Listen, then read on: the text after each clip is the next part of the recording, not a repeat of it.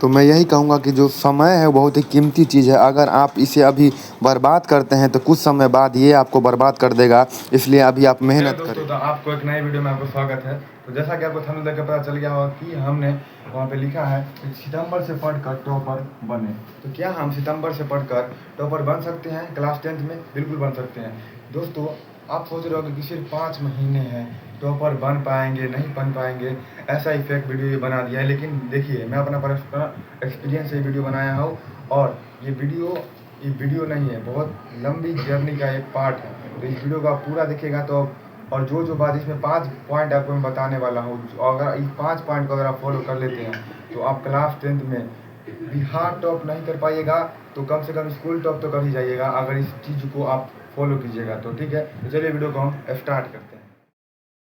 तो दोस्तों, पहला पॉइंट है टाइम मैनेजमेंट, यानी टाइम को मैनेज करना हमें आना चाहिए।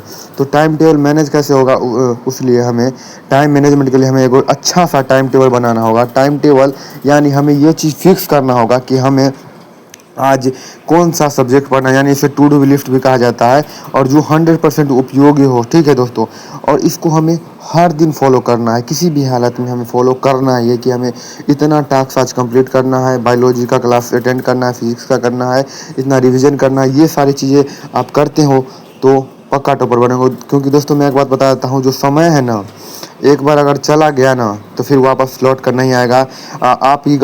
आप अगर समय को बर्बाद कीजिएगा तो ये आपको बर्बाद कर देगी, इसलिए समय को बर्बाद ना करें, नहीं तो बहुत पछताइएगा। तो बढ़ते हैं हम आप सेकेंड पॉइंट पर। तो दोस्तों, सेकेंड पॉइंट है कि खुद से पता करें कि आप किस विषय में कमजोर हैं। मतलब आपको खुद से आपको पता करना है। जैसे कि 6 विषय होता है: इंग्लिश, हिंदी, साइंस, एसएसटी और संस्कृत। बिहार बोर्ड में होता है, संस्कृत का मायने होता है, बट सीबीएसई में नहीं होता है। तो जो सब्जेक्ट आपका है उस सब्जेक्ट में आपको देखना है कि आप किस सब्जेक्ट में थोड़े से तेज हो, इंटेलिजेंट हो, किस में आप वीक हो, उस पर अगर आप वर्क करते हो। क्योंकि आप जिसमें बहुत होता क्या है बहुत बार कि जिस सब्जेक्ट में हम अच्छे होते हैं उसी पे हम उसको रटते जाते हैं, टाइम वेस्ट करते हैं। वहाँ पे आपको बर्बाद समय नहीं करना है, आपको वहाँ पे समय लगाना है जहाँ पे आपको दिक्कत है, जहाँ पे आपको प्रॉब्लम आ रही है, जिससे होगा कि आपका समय का बचत होगा। समझे?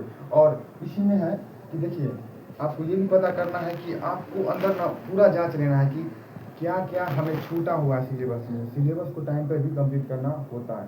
ठीक है, तो हम थर्ड पॉइंट की ओर बढ़ते हैं। तीसरा पॉइंट है रिवीजन और प्रैक्टिस ज़्यादा से ज़्यादा करें।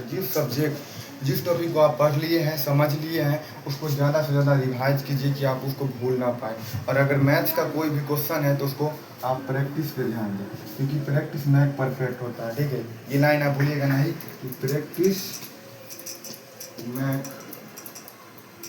परफेक्ट। ठीक है, स्पेलिंग यहाँ पे लग रहा है प्रॉब्लम है। ठीक है दोस्तों, तो प्रैक्टिस मैक परफेक्ट, इस चीज़ को आप ध्यान दीजिए। तो चौथा पॉइंट है कि एग्जाम के पॉइंट ऑफ व्यू से पढ़े। ठीक है, यानी अगर आपके पास टाइम कम है और बहुत सारे टॉपिक छूट जा रहे हैं तो आपको क्या करना है, आपको पहले पता लगाना है कि क्वेश्चन कैसे पूछे जाते हैं। यानी कि आपको नहीं पता कर, जैसे पता नहीं है तो कैसे पता करें। क्वेश्चन बैंक उठाइए और देखिए कि किस चैप्टर से, किस टॉपिक से क्वेश्चन पूछा गया है। ठीक है, तो उससे आपका अंदाज़ा चल जाएगा, जिससे अगर कोई भी टॉपिक छूटा भी है तो कोई टेंशन नहीं है, आपका टाइम बच जाएगा, आपको ज़्यादा टेंशन लेने, हेडेक नहीं होगा। ठीक है, तो आपको पहले एग्जाम के पॉइंट ऑफ व्यू से ही पढ़ना है कि क्वेश्चन कौन सा आता है। बहुत टाइम तो ऐसा भी होता है कि हम ऐसे टॉपिक को पढ़ लेते हैं जो एग्ज़ाम में आता ही नहीं। ठीक है, तो ऐसा नहीं करना, आपको पता लगा लेना है कि वो जो टॉपिक छूटा है क्या वो इम्पोर्टेंट है। अगर इम्पोर्टेंट है तो उसको कवर कर लीजिए, अगर इम्पोर्टेंट नहीं है तो छोड़ दीजिए, कोई बात नहीं है। ठीक है, तो इस चीज़ को आपको ध्यान देना है, बहुत इंपॉर्टेंट पॉइंट है। चलिए बढ़ते हैं दोस्तों, लास्ट पॉइंट है fifth point, answer writing and question bank और मॉडल से। मतलब आंसर राइटिंग का मतलब समझिए कि आपका लिखने का तरीका पर ध्यान देना है। मतलब ऐसे ही कुछ भी नहीं लिख देना है, एक ऐसा प्रैक्टिस कीजिए कि हमें एग्जाम में लिखना है। ठीक है, तो अच्छे से आप आंसर राइटिंग, जैसे कि पॉइंट कहाँ पे लगना है, कॉमा कहाँ पे, क्वेश्चन मार्क कहाँ पे, फुल स्टॉप कहाँ पे, ये सब चीज़ों को आपको ध्यान देना है, प्रैक्टिस करना है, क्योंकि इसी सब चीज़ों पे आपका मार्क्स बढ़ता है। तो पहला हो गया आंसर राइटिंग, दूसरा होता है क्वेश्चन बैंक। ठीक है, तो इससे पीछे वाले पॉइंट में मैं बताया था कि क्वेश्चन बैंक से आप पता कर सकते हैं कि किस साल, किस वर्ष कौन सा क्वेश्चन आया है और किस वर्ष नहीं आया है। ठीक है, तो ये क्वेश्चन बैंक से आप प्रैक्टिस कीजिए और खूब पढ़िए। ठीक है, और थर्ड पॉइंट मॉडल सेट आपके बोर्ड के द्वारा ना लास्ट जब एग्ज़ाम के 1-2 महीने बढ़ जाते हैं तो बोर्ड जारी करता है वो अपना मॉडल सेट, ठीक है। तो वो मॉडल सेट लेके आप उसका भी क्वेश्चन सोल्व कीजिए और उसको अच्छे से पढ़िए।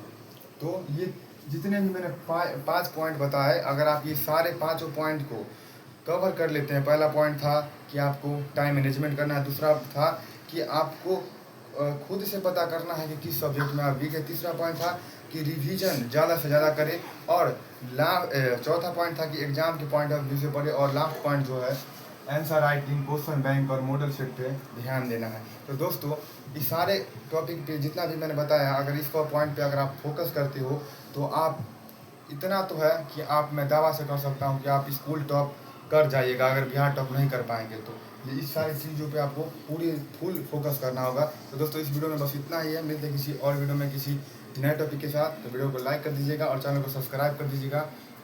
Thanks for watching.